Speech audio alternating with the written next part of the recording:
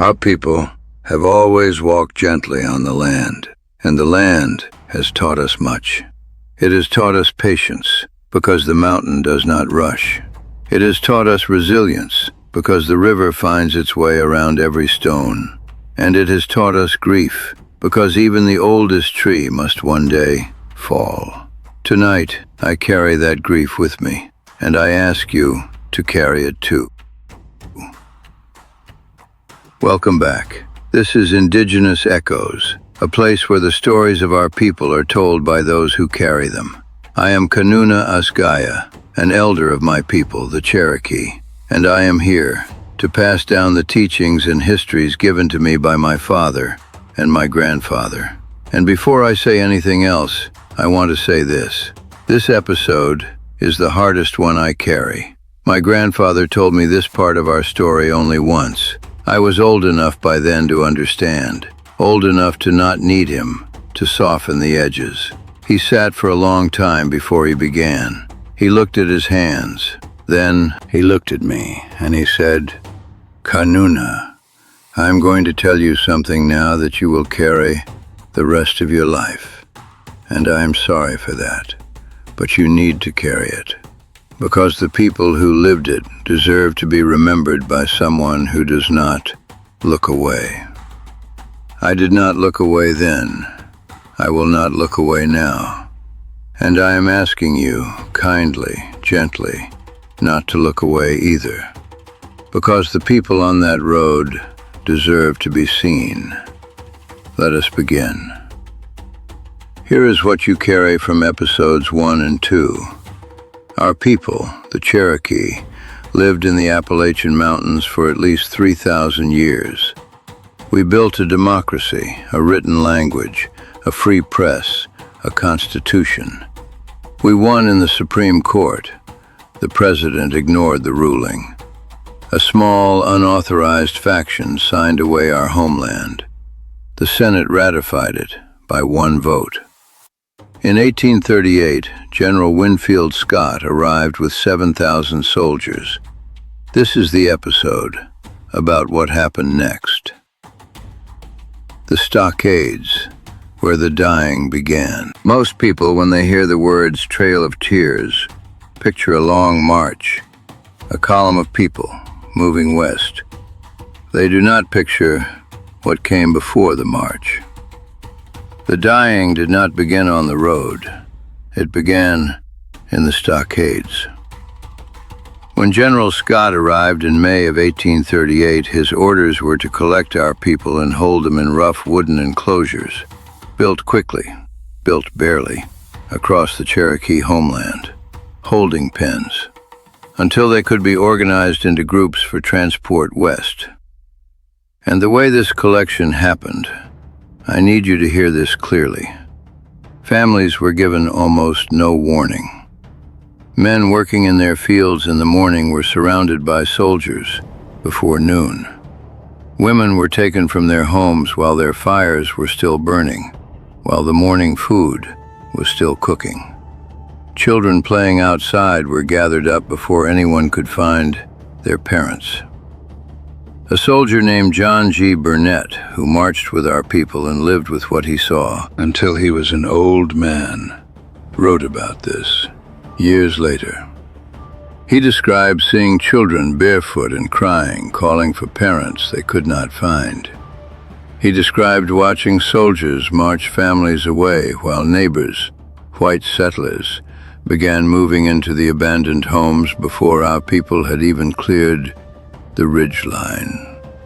Not waiting, not letting the dust settle, moving in.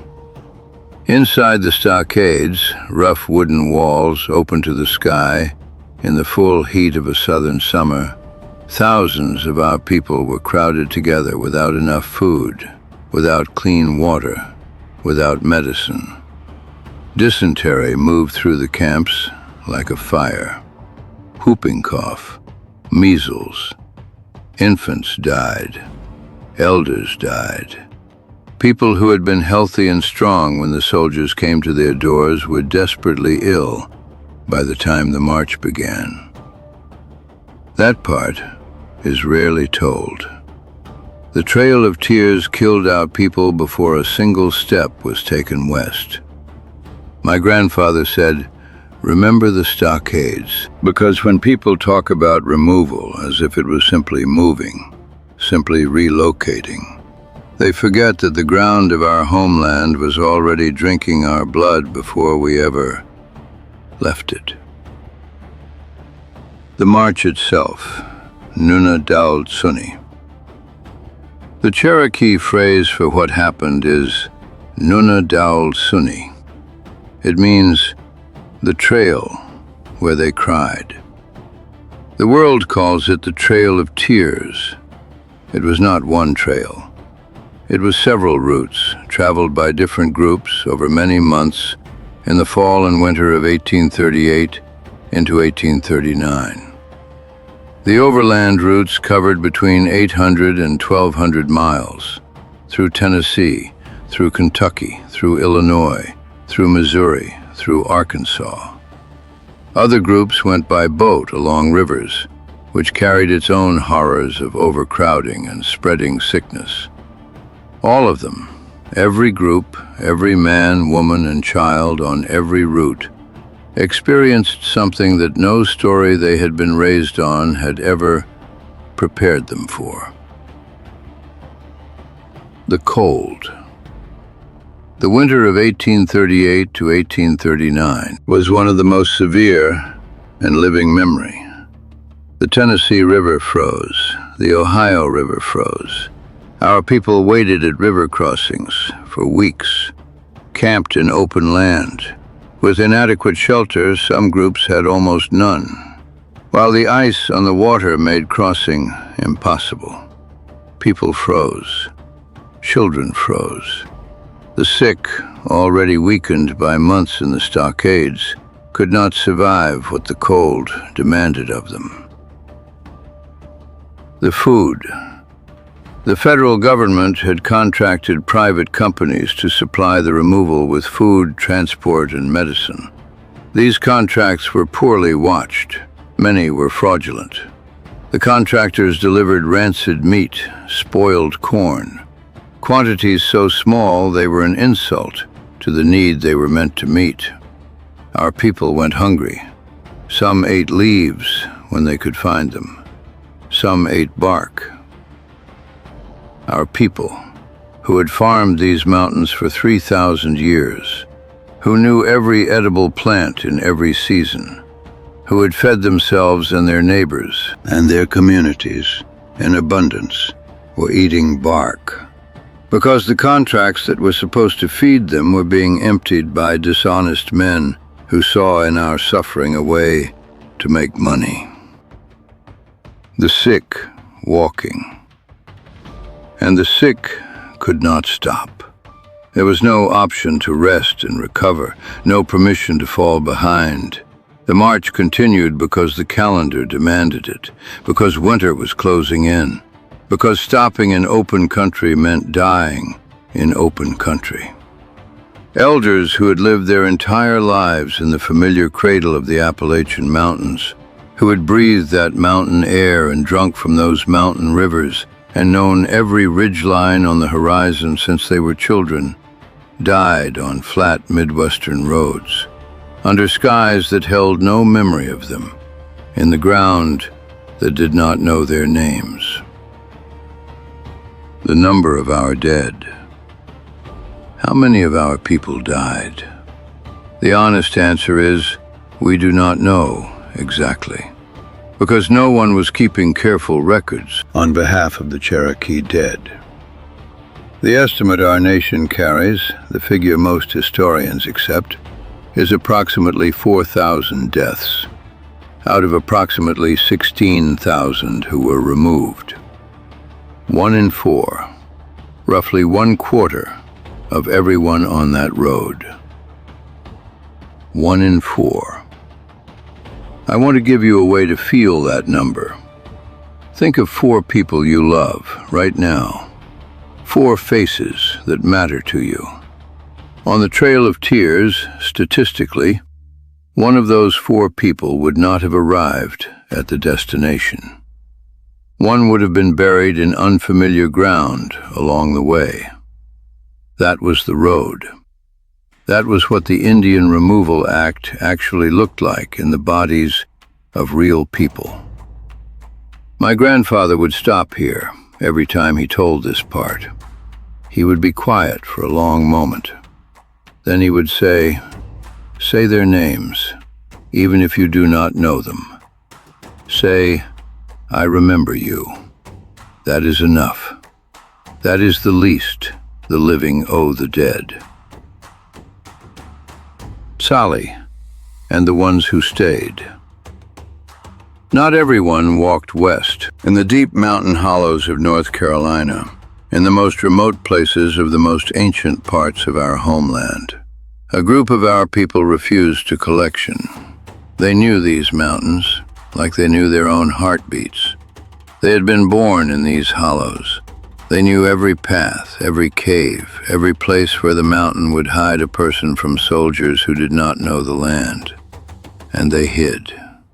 Among them was a man named Sally, also known as Charlie. The most commonly told version of his story goes like this. Sally and his family were being marched toward a stockade. In the struggle along the way, accounts differ on the exact details, a soldier was killed. General Scott wanted Sally found, and he offered a bargain. The bargain was this: surrender yourself and your sons to face punishment, and the Cherokee hiding in the mountains will be permitted to stay. Sally heard the offer. He walked out of the mountains. He surrendered. He was executed. The small band of our people who remained in those North Carolina mountains, several hundred in all, became the seed of what is today the Eastern Band of Cherokee Indians. They never left our homeland. They are there right now, in western North Carolina, in the mountains that have always been ours, living on land their ancestors refused to leave. That community breathes today because of the choice Sally made. I want to offer that some respect, because there are kinds of courage that have no audience, no crowd to cheer, just a person and a terrible choice, and the willingness to pay a price so that others do not have to. My grandfather said, when you walk through those mountains in North Carolina and you see the Cherokee signs on the road, the writing in Sequoia's syllabary on the buildings, remember Sally. Remember what was paid so that place could still exist. Arrival, and what a people does with broken ground. The survivors arrived in Indian Territory through the winter and spring of 1839. They arrived hungry, sick, exhausted beyond what language can hold, carrying a grief that had no floor. They arrived in a landscape that looked nothing like the mountains that had shaped every story they had ever been told. No ancient ridge lines, no rivers they recognized, no mountains folding the sky into a shape that felt like home. And they had to build again. Houses, farms, schools, government buildings, a nation again. They established Tahlequah as the new capital. They built schools, the Cherokee National Female Seminary and the Cherokee National Male Seminary, offering education equal to the best colleges in the country at that time. By the 1850s, just years after they had buried a quarter of their people along a winter road, the Cherokee Nation in Indian Territory had one of the highest literacy rates of any community in the Western Hemisphere. I need you to understand what that means. People who had just survived forced removal, who had just lost 1 in 4 of their community, who arrived in a strange landscape with almost nothing, built 2 universities, not because life was easy, not because the grief was gone, not because the wound had healed, but because they had always known Our people have always known that the most powerful thing you can do with everything that tries to break you is to build, to learn, to teach, to carry forward. My grandmother used to say, "Despair plants nothing. Grief is real, and we must honor it. But when the grieving has had its time, you pick up the seed and you plant." The boarding schools, the war they brought to our children. I have to tell you one more part of this episode, and it is as painful as the march itself. In some ways, it is more painful, because this wound was aimed at something even more specific. Not our bodies, our identity, our children's identity. Without it. Sent to schools where speaking Cherokee was met with punishment. Children who arrived knowing only our language, knowing the syllabary that Sequoia had given us, were forbidden from using it. They were given English names, dressed in uniforms. Their hair was cut. For our people, and for many native peoples, hair carries deep ceremonial significance. The cutting of it is not a small thing. Children wrote letters home. Their parents could not read them, because the children could no longer write in Cherokee. Parents wrote letters back. Their children could not read them, because they had been forbidden the only language they had ever known. Families became strangers to each other, by design, by policy. That was not accidental cruelty, that was intentional. The goal was cultural extinction, not the killing of bodies, the killing of identity. And investigators across this country are still finding the graves of children. In 1879, 40 years after the Trail of Tears, an Army captain named Richard Henry Pratt opened a school in Carlisle, Pennsylvania. His stated philosophy was the forced assimilation of Native children into white American society. He described this philosophy in a speech he gave in 1892, and the words he used have followed American history ever since. He said, "Kill the Indian in him and save the man. Kill the Indian, save the man." Let that settle for a moment. The message was, your identity is the problem. If we can remove your identity, your language, your clothing, your name, your ceremonies, your stories, your way of understanding the world, what is left can be acceptable. Carlisle became the model. Hundreds of boarding schools were opened across the country on the same principle. Our children were taken from their families, sometimes with the family's consent, pressured by desperate circumstances, often at former boarding school sites. Children who never came home, whose families were never told what happened to them. This happened within living memory. Some elders alive in Cherokee communities today attended those schools, or knew people who did. This is not ancient history. Kanuna.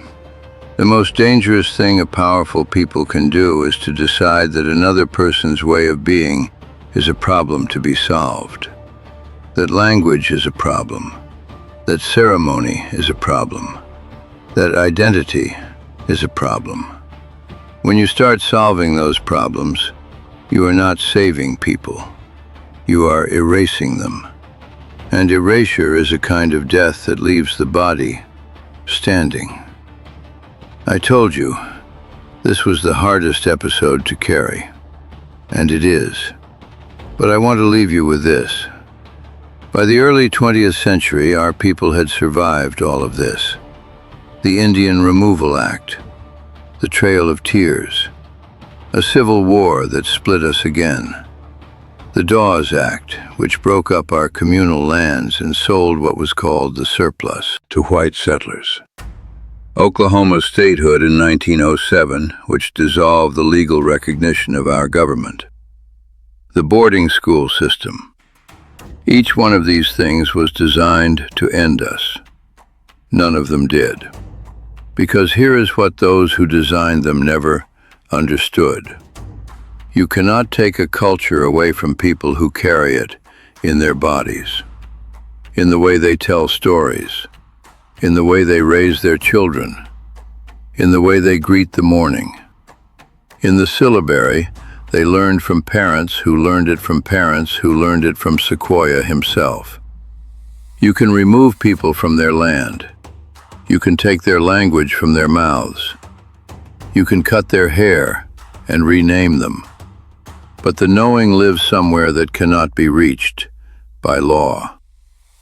In episode 4, the final episode of this series, I want to show you what our people look like today. Not in the past, right now. Nearly 440,000 enrolled Cherokee citizens. A language being brought back from the very edge of extinction. A congressional seat promised in 1835 that is still being fought for today. And a generation of young Cherokee people who are learning to dream in our language again. Episode 4 drops tomorrow. Subscribe so you do not miss it. Because this story does not end in the dark. It never ended. Thank you for walking this road with me. This is history. This is our story. This matters.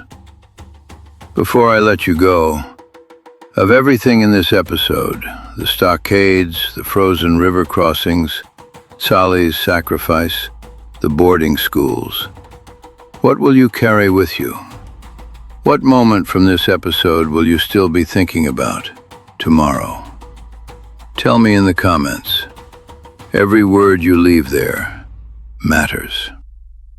If this episode moved you, please share it. Not a repost, a direct message to someone specific. Because every time this story reaches a new person, the people on that road are remembered by one more living soul. That is how the dead are honored. One new listener at a time. Like, subscribe, share Indigenous Echoes. I will see you in episode 4.